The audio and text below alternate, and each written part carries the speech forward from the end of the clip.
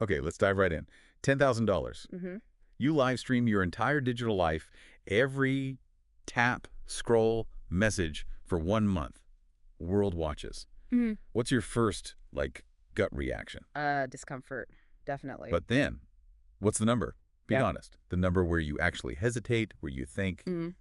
maybe. And that's the revealing part, isn't it? The fact that for many, it's not an instant, absolutely not. There's a calculation. A price tag. Exactly. A weighing of that discomfort against, Yeah. well, against the cash. It says a lot about how we value or maybe undervalue our digital selves. Okay, so now take that feeling and amplify it. Imagine every weird 3 a.m. search query, every fleeting doubt you typed into a search bar. Every draft email you never sent. Yeah, all of it suddenly public record, permanently tied to you, your name, your face. Does it still feel like you? Yeah. Or just this raw data dump for anyone to pick apart? It forces you to confront what identity even is online. Is that private space, that ability to explore thoughts without judgment, essential to feeling whole? I remember once I went down this bizarre internet rabbit hole, and afterwards I just purged my entire search history, Mm-hmm.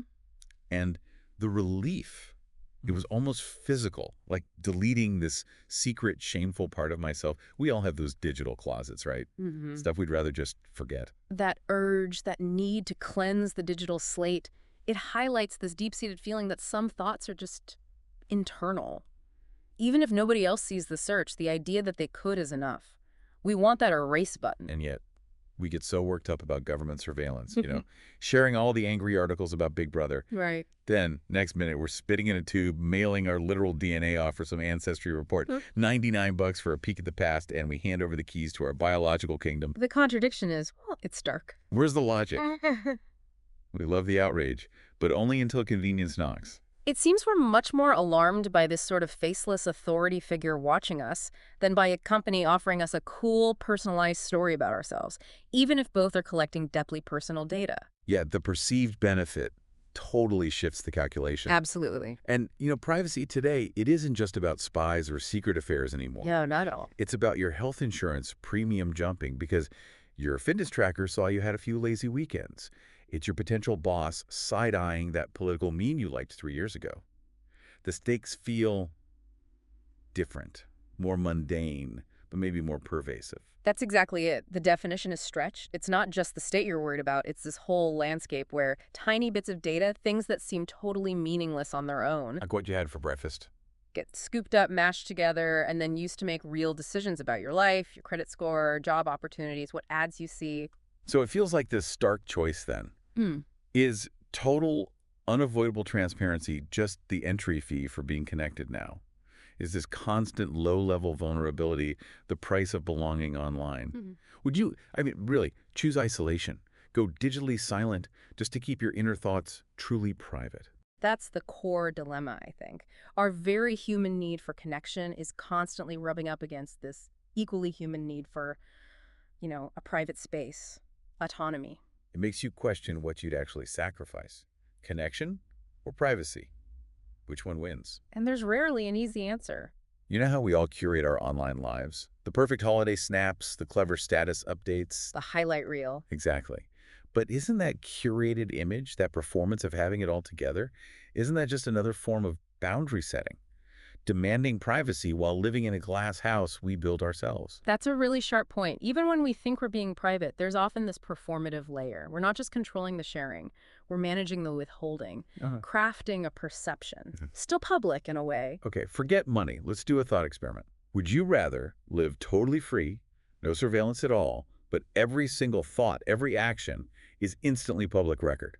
Complete exposure. Wow. Or absolute safety, constant security, but you're under the nonstop gaze of some algorithm that knows your deepest fears and desires better than your partner, better than your mom. That really pushes the freedom versus security debate into uncomfortable territory, doesn't it? It echoes those old philosophical questions about the individual and the state, just with algorithms. And think about all the smart stuff we invite in, the TVs that listen, the speakers always on. The fridge that knows you're out of milk. Yeah, we call it convenience. We literally bug our own homes. Is it really just convenience? Or is it the most widespread, willingly adopted surveillance system ever? The normalization is what's truly fascinating. How quickly we accepted constant connectivity, constant listening in our most private spaces, Yes. that lure of ease. It blinds us sometimes to the data pipeline underneath. Be totally honest now. Do you actually read those terms and conditions? Like Yeah. ever? Page after page? Rarely, if ever. Skimmed, maybe. Right. Do you know who owns the copyright to your holiday photos once you upload them? Does your smart speaker keep recordings? And maybe the bigger question, do you really want to know the answer? It exposes that huge information gap, doesn't it? Between us, the users, and the platforms. We operate on the surface, mostly unaware of the sheer volume of data we're shedding constantly and where it all goes. I find myself craving anonymity sometimes. You know, the feeling of being in a busy street, just one face in the crowd, unseen. The freedom of invisibility. But then I walk into my local coffee shop, and the barista remembers my super complicated order and does this tiny flicker of pleasure. Recognition. We're walking contradictions, aren't we? Wanting to be invisible and seen at the same time. That tension is just fundamentally human, I think. Wanting connection and validation, but not scrutiny. And online, it's just amplified, complicated. I know someone who lost a job offer. Not for anything recent. And AI went through their old social media like 10 years back. Oh, wow. Flagged some dumb university posts as problematic. Now, is that fair? Justice. Or just some digital ghost reaching out from the past to wreck their future. Makes you think about permanence. That's a brutal, real-world example of how long our digital shadows can be.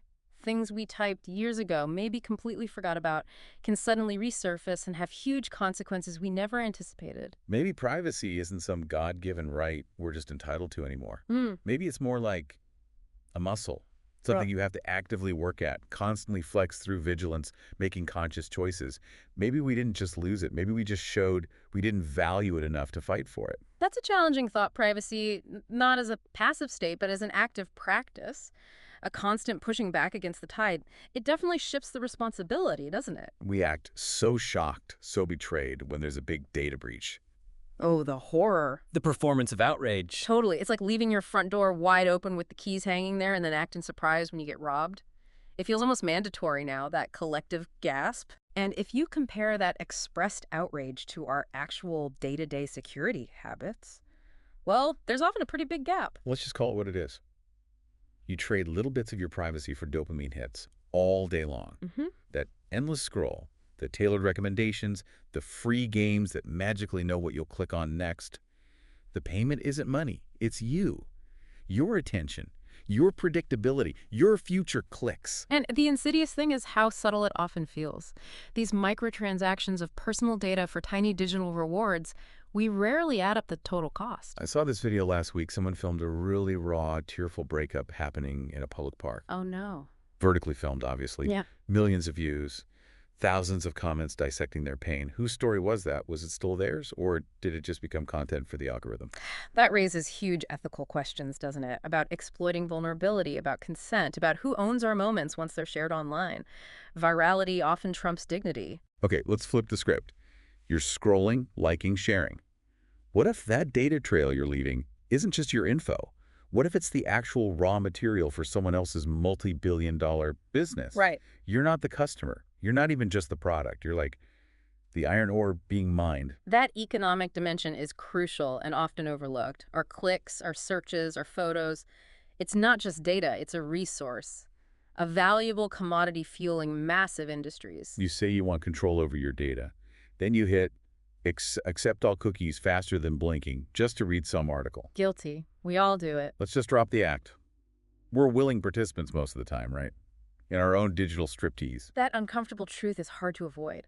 Convenience, that immediate access, it wins out over those abstract privacy concerns nearly every time. Remember Orwell, 1984. We read it as this digital warning about surveillance. The ultimate dystopia. Yeah, now. It feels like we used it as an instruction manual.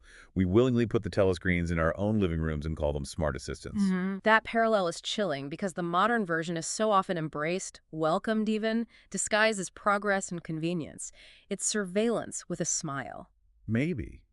Maybe privacy was never this fundamental human right we imagine. Go.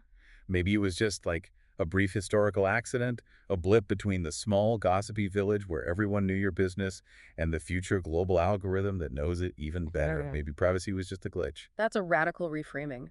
Privacy not as the default, but as a temporary condition. A short pause in the long history of human interconnectedness and information sharing. Interesting. And what if? What if clinging so tightly to privacy isn't actually about security? What if it's really about fear? Fear of what? Fear of being seen, truly seen. Flaws, contradictions, the messy reality. Fear that the carefully polished online version of you would just shatter under real scrutiny. Now you're digging into the psychology. The shadow self, as Yeah. Yunkai might put it, is privacy a shield not just from external threats, but from internal vulnerability, from the terror of judgment if we were fully exposed. Pause. You still think those deepest, darkest thoughts, the ones you barely admit to yourself, you think they're really safe somewhere, don't you? Locked away. That silence. It hangs there, doesn't it? It challenges that comforting illusion we hold on to, that our inner sanctum is truly inviolable in this data age. Let's just lay it out. Cold, hard truth. Oh. We didn't lose our privacy like dropping keys down a drain. No. We traded it.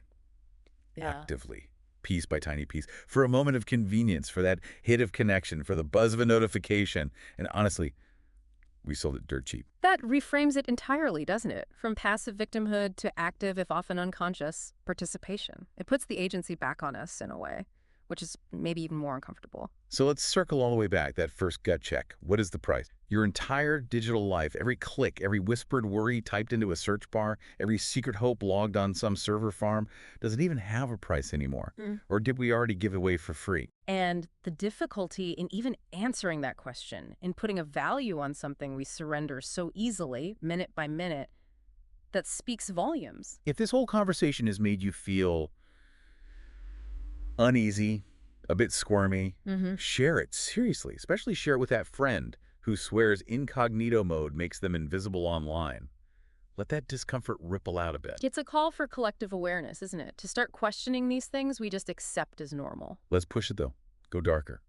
What if that intense need for privacy isn't noble? What if it's just a shield, a cover for mediocrity, a fear that if people really saw the unedited you, they just wouldn't be impressed? Nietzsche might have a field day with that, the will to conceal. That's a deliberately provocative question. Is privacy always about protecting value, or sometimes about hiding a lack thereof, avoiding the harsh light of true exposure? It's uncomfortable to consider. Okay, which feels worse? Yeah. Which is the deeper betrayal? Having your most private data stolen by some anonymous hacker. Violating.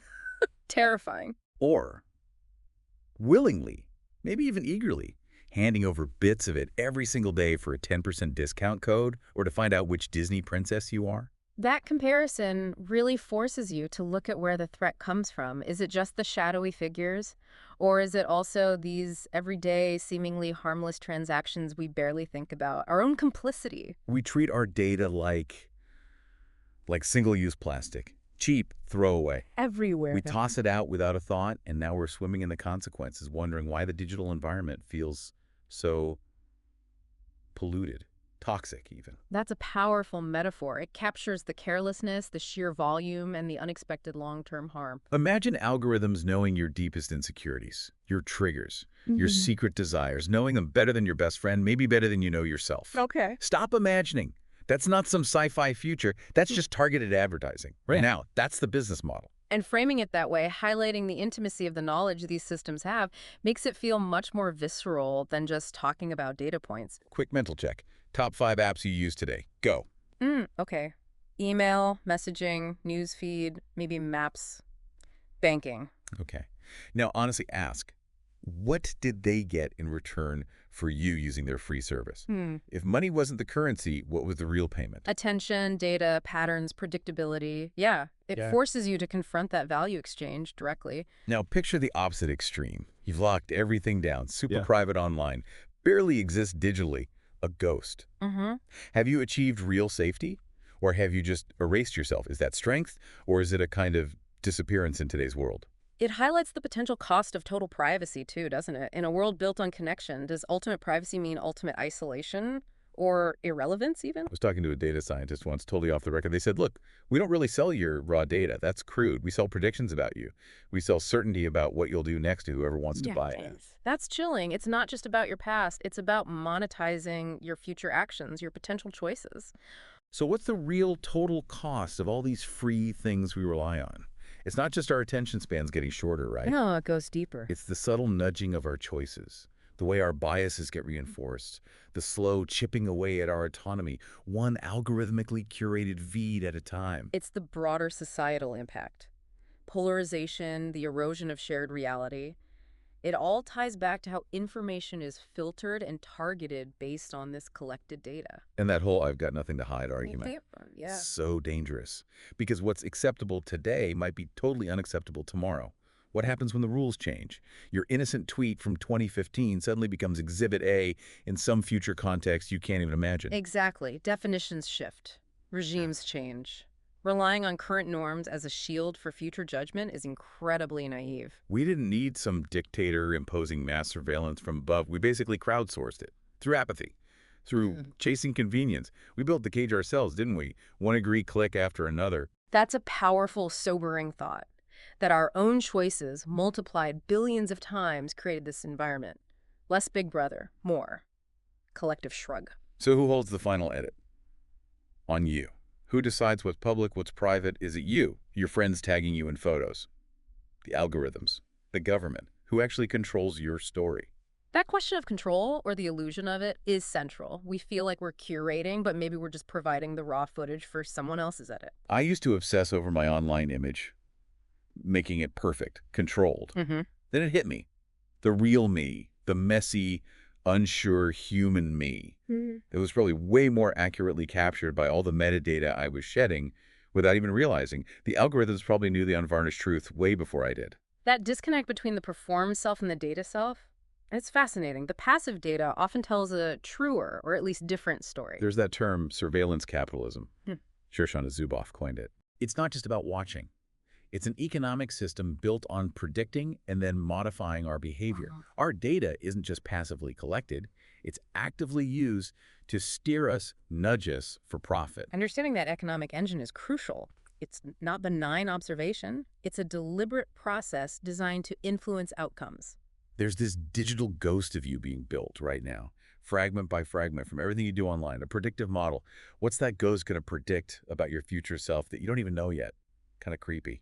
It raises questions about free will, doesn't it? If our future is being predicted based on our past data, how much are we just living out the algorithm script? Ever post something really vulnerable, then immediately feel that wave of exposure hangover? Oh, yeah. That pit in your stomach. We crave the connection, but man, that fear of being truly naked in the digital town square, it's real. That push and pull is constant. The desire to share, to be authentic, versus the need to protect ourselves, to maintain boundaries. Let's just be brutally honest. Yeah. Truly private online spaces, like we used to think of them, they don't exist anymore. Not really. We're in corporate walled gardens. They feel private, but they're designed for analysis. That's a stark but probably accurate assessment. The architecture itself is built around the data extraction. Even within seemingly secure platforms, privacy is a feature, not the foundation. So are you the customer on these free platforms? Are you the product being sold? Or are you just the raw material, the digital ore being mined? Which feels most true? It shifts the perspective dramatically, doesn't it? From valued user to resource.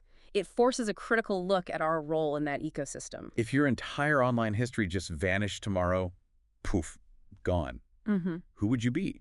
How much of your identity, your memories, even your relationships are tied up in that digital echo? That's a profound identity question for the modern age. How much of us now lives outside our physical selves in these digital constructs? We need some shame realism here.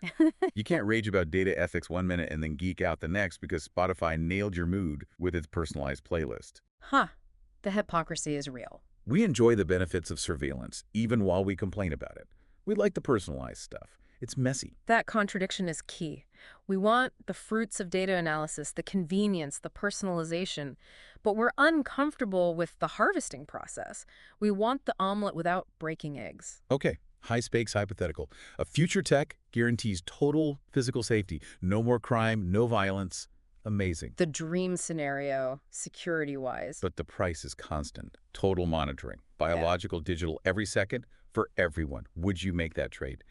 Absolute safety for zero privacy. That forces the ultimate choice, doesn't it? Pitting our most fundamental needs against each other. Security versus autonomy. There's no easy right answer there, just trade-offs with massive implications. Your apathy. Your feeling that privacy is just too big, too complex to worry about.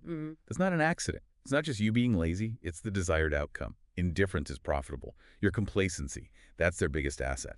That's a quiet but powerful point, framing apathy not as a personal failing, but as a manufactured or at least encouraged state for economic benefit. Decades from now, Yeah. future generations, living under who knows what level of surveillance. Mm-hmm. They look back at us, they ask why. Why did you give it all away so easily? What answer do we give them? What lie do we tell ourselves? That question of future accountability, it forces a longer view. What legacy are we leaving regarding digital autonomy? How will our current choices be judged? Maybe. Maybe really fighting for privacy now means accepting friction. Accepting things being a bit harder, less seamless. Less convenient. Yeah. Maybe even accepting being slightly less connected. Is that a price we're actually willing to pay? That's a real question for each of us. It highlights the practical cost, doesn't it? True privacy might require sacrificing some of the very things that make digital life so appealing and integrated. I mean, I've clicked agree without reading thousands of times, easily. We all have. And yet I still get furious about data leaks. The hypocrisy, it's just human, I guess. Embarrassingly human. That shared confession resonates because it's universal. We know we should be more careful, but immediate needs often win out. Look, maybe we're all just digitally naked, Yeah. walking around this chaotic online world pretending we've got clothes on. But maybe, just maybe, in conversations like this, we can at least admit we helped choose the outfit, right? We played a part in this digital exhibitionism. It's a kind of collective acknowledgement, perhaps, moving beyond denial to at least recognize our role, conscious or not, in the current state of play. So that first question, is privacy dead? Maybe we've been asking it wrong. Maybe it should be. Did we just let it die quietly? Or did we actively, collectively pull the plug and then just sort of agreed not to talk about it too much? That reframing puts the responsibility squarely back on us, doesn't it? From passive observers of its demise to active participants. Privacy isn't dead. Let's stop saying that. It's just become a choice, a hard choice, an inconvenient choice, often an isolating choice. And frankly, most of us are too distracted, too entertained, maybe just too tired to consistently make it. That feels like a powerful place to land. Not dead, but demanding, requiring conscious effort and sacrifice that many are unwilling or perhaps unable to make in the face of pervasive digital systems. Pause. If this deep dive left you feeling weird, unsettled, I'd actually suggest listening again later. Notice the parts that made you twitch. The second pass often hits differently. Uncomfortable truths sink in. It encourages that deeper reflection beyond the initial reaction, letting the discomfort linger and maybe prompt some actual change in perspective or behavior. And if any of this felt really uncomfortable, maybe even a bit too close to home, share it, please. Share it with that person you know who posts everything. Maybe they need to feel seen in this context too. Maybe we all do. Spreading that critical awareness, inviting others into the conversation is maybe the most constructive thing we can do. This has been The Deep Dive. We don't tell you what to think. We just ask. Why did you click agree?